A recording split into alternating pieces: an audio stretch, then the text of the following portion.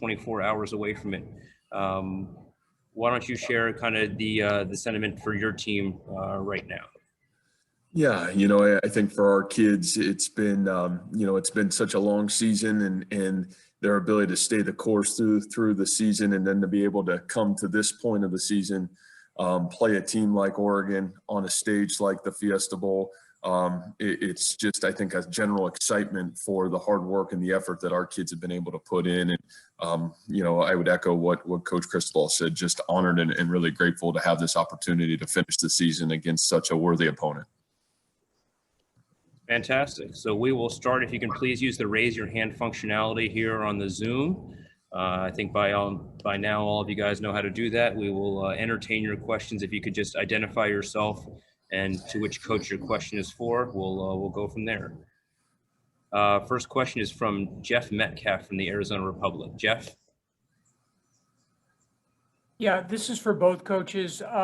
With everything that's happened this year, what do you think has been learned? I'm talking about college football in general. What do you think that's been learned that might be applicable going forward to next season? Some things that might be different that have occurred because of this year. Coach Campbell? Yeah, from our end, I really feel like this has, from quarantine through the entirety of this season, there's been so much that's been learned in a lot of ways. How you do spring practice, how you do the summer, how you practice in fall, even to the point of these bowl games, to be honest with you, I think, in the Big 12, we played pods of three games, and then you had a bye week. I thought there was a lot of benefit to the health and safety of our players. And so, I really hope that we can take what's learned in our profession in this sport. And, I think there's a lot of things that can make our profession in this sport better for coaches and for our players. And, I think there has been a lot learned. And I know from, at least in our program, there'll be a lot of growth from it that we've taken and been able to maybe better ourselves in a lot of ways. Mario? Yeah, certainly a lot of the same things by Coach Campbell. You really realize how much developing the intangibles that go with being a good football team.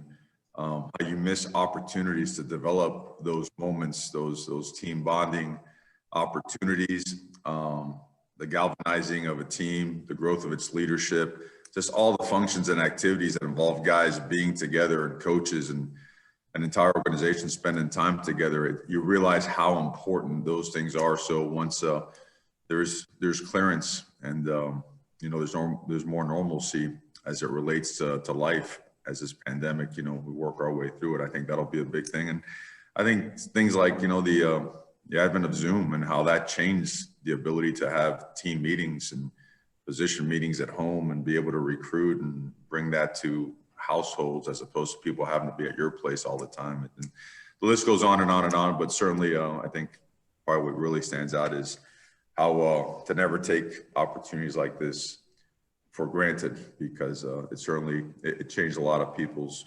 perspectives and certainly changed a lot of lives that a lot of people are still working through it. And we're much more fortunate than a lot of people out there in the world in the way that they've had to deal with with the pandemic.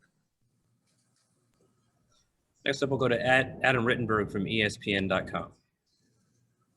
Hey, good morning, guys. Happy New Year. I asked Matt this question earlier, so Mario, I'll ask it for you. There's more quarterbacks from the state of Arizona starting New Year's 6 games than any other state, and obviously both of you guys have those, and I know you have Ty coming in as well. What would you kind of attribute this to, this rise in quarterbacks from that state that obviously are going all over the country to play and have success? Two things. Population has exploded, in the state of Arizona. And then just the caliber of coaching that you have here. I mean, you've got great programs that have been great programs for a long time. And, as they continue to invest more and more in their programs, the development of their players and their people, it just, you watch the amount of talent that's being developed. It's not just talent that's getting here, it's talent that's being developed here. And it's no longer a secret. I mean, it's certainly a focal point of our program to really establish great ties with the state of Arizona. And this year was probably our biggest year of recruiting in the state of Arizona. And we want to grow that more and more, but certainly grateful to the coaches out here that gave us the opportunity and welcomed us to their programs to introduce ourselves and our program to its players. We'll go to John Schaefer from WOI. This is kind of for both coaches here. When you look across college football, players are opting out of bowl games across the board. Is that a concerning trend to you? And then how have you managed to keep your players, engaged for this week? Yeah, John, from my end of it, I think every kid's situation is different. I think every situation is different. And at the end of the day, our responsibility is to do what's best for any young player in our program. And, I think as the world continues to change of college athletics and professional athletics, and I think your mission is to serve the young players in your program the best way you possibly can. And, I think from a focal point from our end, you're talking about, now our 12th game, and the one thing that I said at the very beginning, that you have to be able to stay the course in a season like this, you have to have great leadership. And, from our end, our senior leadership has been the navigating force for us to be able to stay the course this long. And, you're talking really since May of navigating this, together. And our senior leadership's really done a great job of giving us a chance to be successful. Yeah, no doubt. It's certainly different for every single player in every situation. We don't judge. We don't. And there are reasons that are legit. And when you look around the world, heck, coaches are opting out, right? I mean, there's signings going on. Next thing you know, coaches are out the door. So we don't judge anybody or anything. We're thankful for the fact that the program and everyone that surrounds it provides these guys with two promises: hard work and an opportunity. And with that, being very honest, being very regimented, being fair, at the same time, caring, providing the right type of environment for guys to be successful in. And if you do that, you give yourself the best chance to promote the type of program, the type of continuity that you want. And but at the end of the day, it still has to be a choice, and leadership on this football team has done a really good job choosing to forge ahead and put together, a real special season for our guys. Proud of them for that, but certainly wouldn't judge them one way or the other. Whoever's going to play football we're going to be there to coach them. So. Thank you, Coach. Josh Christensen from KCRG. Yes, this is for Coach Campbell. Coach, I know you were asked about this maybe about a month ago, but I wanted to ask you about Landon Akers, and just what he has been to the program, being there for almost 6 years. And also I understand that he is considered also, he does a lot for you guys on special teams and on offense, but I understand he's also considered maybe the team barber. So has he ever tried to cut your hair, if you want to give that away, if he has? Well, first of all, I have not let him cut my hair, but he has done a great job, in terms of becoming the team barber. I would say he's generated a really good business for himself along the way. I think for me, what I really appreciate about Landon is the humility and the lack of ego that he's always had in terms of how he's approached what he's done. I when I talk about Landon, I talk about the glue of Iowa State football. And to be honest with you, it's really how we have to live here with Landon Akers, that he's going to reach his full potential. And really over the last 2 years, Landon's done that. He's a young man that starts on every special team for us and plays an elite role. He has built himself into an outstanding wide receiver. What he's done for this football team this year, and really you go back even through last year, he was a guy that was in critical moments making really critical plays for us. And so, Landon's an absolute product of he's developed to become the absolute best player he can be. and he will leave this program reaching his full potential, and has really gave a great measuring stick for all those that will come after him to say, man, I want to be like that guy. This guy did everything to better this football program. So we're really proud of him and really grateful for him. And maybe now that he's gone, maybe I will trust him to cut my hair at some point. We'll make sure we get that one on film, Coach. Yeah. James Crepea from the Oregonian. Mario, wanted to get an update on some personnel. CJ, Sala, Ajax, and Dante. Have they all traveled, and will they all play? They've all traveled. They've all been practicing, so we're hopeful that they will play. It'll be a game time decision maybe before that, but feel like they do have a chance to play. AJ Jacobson from Rivals. Yeah, this question is for both coaches. Looking at this matchup in the Fiesta Bowl tomorrow, your two defenses, very strong, but in different ways. When you're preparing your offenses to face these defenses, what has stood out to you? You know, from my end, I think when you look at this defense that we're about to play, I think the physicality, the length, and the explosion of the secondary in terms of their ability to break on balls and their ability to make plays on balls, I think are really evident. Their front seven, front seven or front six at times, are just really impressive in terms of their ability to win at the point of attack and their ability to create pressure on the opposing offense. So a really great challenge for our offensive football team, and a lot of respect for what we see on the defensive side of the film. We in Iowa State, again, what stands out right away is physicality. They get to the ball in a hurry. They get there with bad intentions, and they force a lot of issues, force negative plays, force that ball to come out. Very disciplined, and not just with eye discipline in terms of knowing where your help is. So when they get there in packs and in bunches. They not only prevent explosive plays, they create explosive plays on their side, again, for forcing negative plays or whatnot. But, you've got a lot of power up front that collapses the pocket, from the nose tackle to it's a different front. We don't face the odd front very often in our conference, not like this. And it's something that's very different for us, but it works because it's coached really well and because of the explosive players. And up front, that front seven causes issues because it closes the gaps. It knocks people back. Tremendous technique, feet in the ground, flat backs, hands inside, knocking people back. Again, collapsing the pocket. So those are things that you have to be at your best against, and you have to play your best physical and have your best mental approach to have success. Go next to Randy Peterson of the Des Moines Register. Good morning, Randy.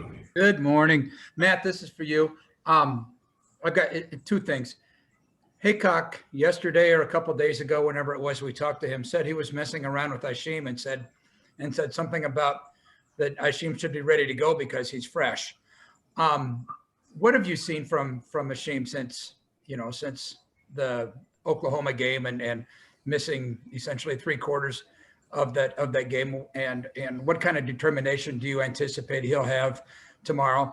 And one more thing, you gave Rory Walling, put him on scholarship. Can you just address that a little bit also, please? Yep. Yeah.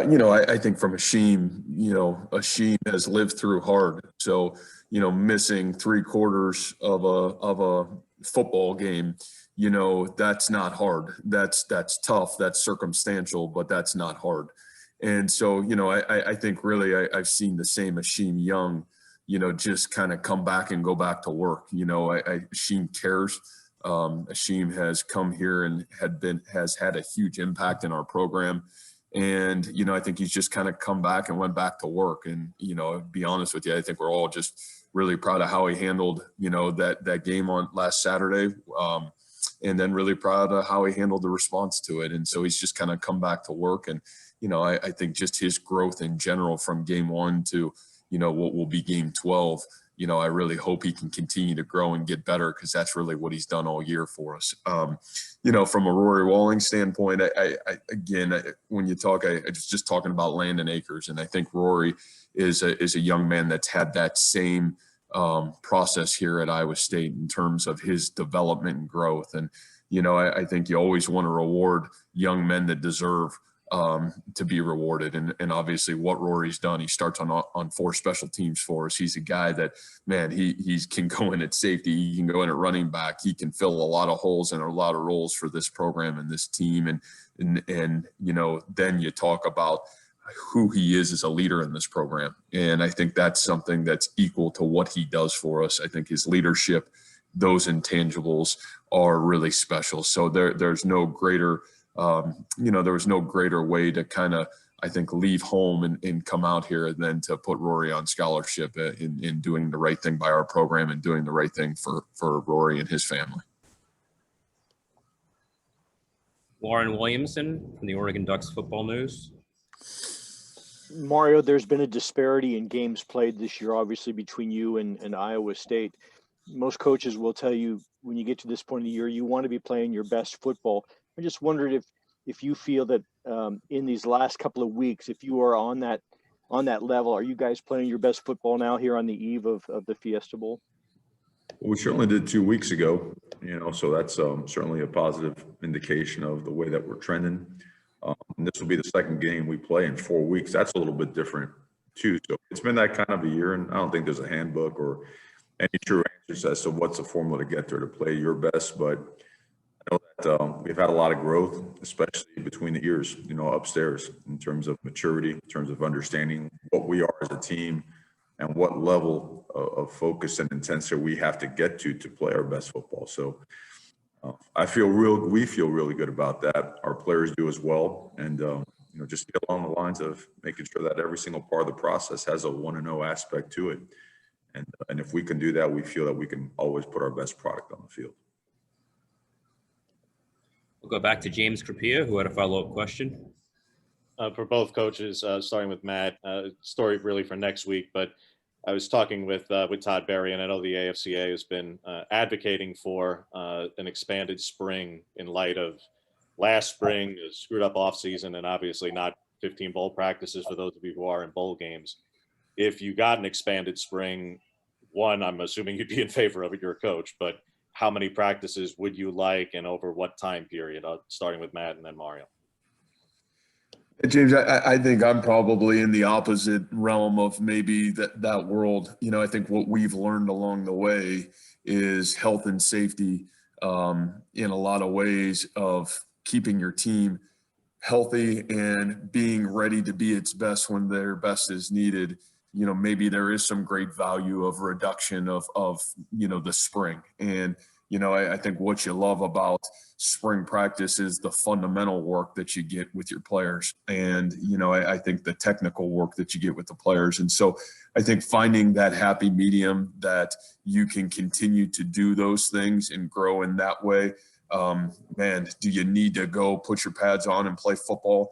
I think that there's some value that we learned along the way that maybe, what occurred this past year is really benefited the health and the safety of your team during the long haul of the season. I know from our end, we've found some great benefits. So, I think whatever the rules are or what they look like, we'll find the best way to develop our team through those rules. Yeah, James, I think it'd be hard to squeeze anything else in. I don't think it fits. I think everyone wants more time with the players, and I'd welcome it in the form of skill instruction, of meeting time, guest speakers, team activities that maybe could be, more along the lines of, right, these are not part of accountable hours, but it has to be a team event. You can, take your team on some type of developmental just venture. But in terms of trying to squeeze more padded days between now and a 21 season that's on schedule, I don't know if that's fair to the players, and I don't know if it really helps you. It's like that old saying, right? It's easy to be tough with somebody else's body, right? Well, I think these guys have played far enough into the winter where, everything seems to fall in line and be back on schedule with a normal spring and then into a normal summer. We're getting close to the end here. We have Matt Preem, then John Schaefer and Randy Peterson to close out the morning. Matt? Yeah, Mario, could you just maybe speak of the importance of the seniors who elected to come back and play this season? I know a couple of them had to make decisions of going pro or playing this year before COVID. and they ended up staying. And then I guess the second part of that question is just, what's the process now with seniors for their possibility to come back to school next year? How do you handle that? Yeah, well, the first thing is, it's a lot of credit to the seniors for what they did. The Pac-12 was in a very different scenario than the rest of the country. You got to remember something. Our guys, all our seniors elected to come back for their senior year. They came back. They were in the summer program. It wasn't until the season was postponed without any effective or true date where then the decision was made, okay, well, now we really don't have an opportunity or may not have an opportunity to play. So then they moved on. So those are 4, NFL players, 2 of them generational, that were set and came back to play. And when that was stripped of them, they had to make those decisions. And a lot of them had the uncertainty of what was to follow. So that being said, all the guys that did, even after the fact, decided to come back, they played a tremendous role, because I think there's been so much of a focus on the opt out, and that word is out there. I don't think there's enough focus on opting in. And you're looking at 2 teams that are playing tomorrow, of teams that have opted in, right? Teams that made a decision to play because not only has there been a safe environment provided, but there's a tremendous cultures coming together and providing an opportunity for these guys to chase their dreams and fulfill and accomplish and set their legacies going forward. So that's my feeling on that. In terms of the guys for next year, I guess they're tabbing that. A lot of new terms: opt in, opt out, super seniors. Is that the word we use now for seniors that come back? Super seniors. Okay. In terms of that, we're meeting with each guy individually. We're respecting their space and having all focus on this right here. We stayed in town for Christmas because we felt it was the safest way to establish and maintain protocol and get here effectively. So after this game, they're going to have 2.5, maybe a little bit more time, weeks off, I should say. But in that time, we will be meeting and talking about what the future holds to see how it fits, what situation is best for each player. And we'll go from there. But certainly, yeah, we'd love to have a bunch of these guys back. They played, what was it, the 6 games and now a 7th game, and we'll see one by one and figure that out. Thank you. John Schaefer from WOI. For both coaches, what do the next 24 hours look like for you specifically? And then are there ever nerves associated the night before a game like this?